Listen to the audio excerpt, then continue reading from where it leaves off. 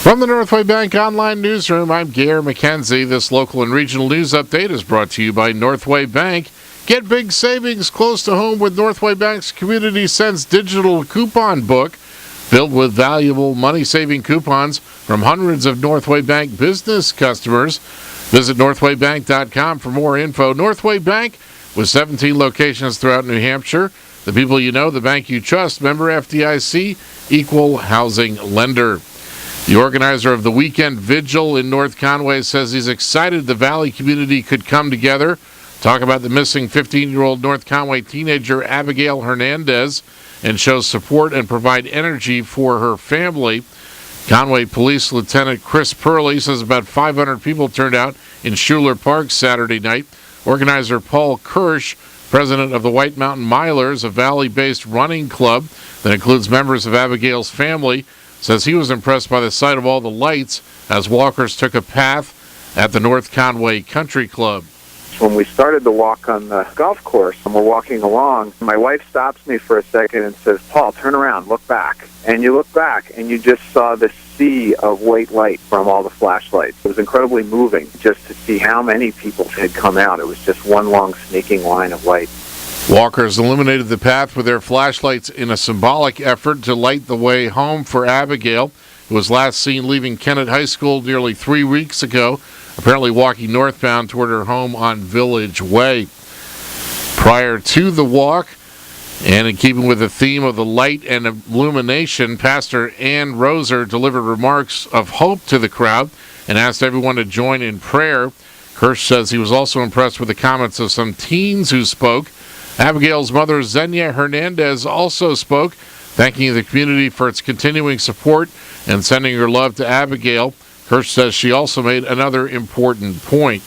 If you've heard anything where, a friend makes a passing comment, you need to make sure to say to them, please contact the FBI. I think there's a little bit of a fear right now that people might know something that they're not considering significant but could truly be significant. And it's really important for people to kind of evaluate back in that day. Is there any chance they saw anything different? Did they hear anything?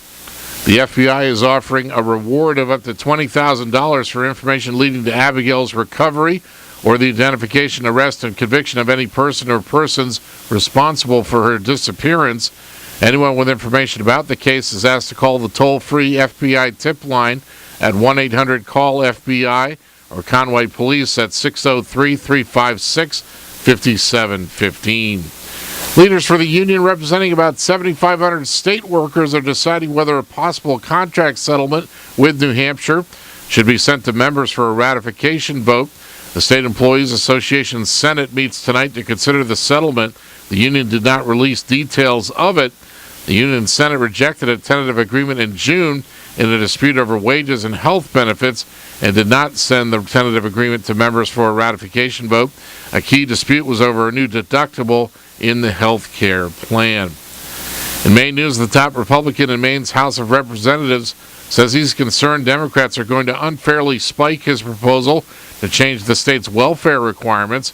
The measure would require some welfare recipients to prove they've applied to at least 3 jobs before getting benefits.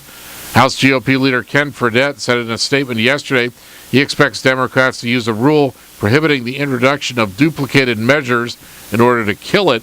Democrats say it's similar to one introduced and rejected last session, but Fredette says his is different. In sports, in the White Mountain Milers Half Marathon run Sunday in North Conway, Connor Jennings first for the men. He's from Concord with a time of 1:13:36. Zuzana Trinovkova first for the women. She's from Nashua with a time of 1:28:46. The Red Sox beat the St. Louis Cardinals 3-1 last night to take a 3-2 World Series lead. Boston can win its 3rd title in a decade tomorrow night when the series resumes at Fenway Park. In the weather today, sunny, highs in the upper 40s with light winds. Becoming partly cloudy tonight, lows around 20, mid-20s in southern Carroll County. And becoming partly sunny on Wednesday, highs in the mid-40s. From the Northway Bank Online Newsroom, I'm Gare McKenzie.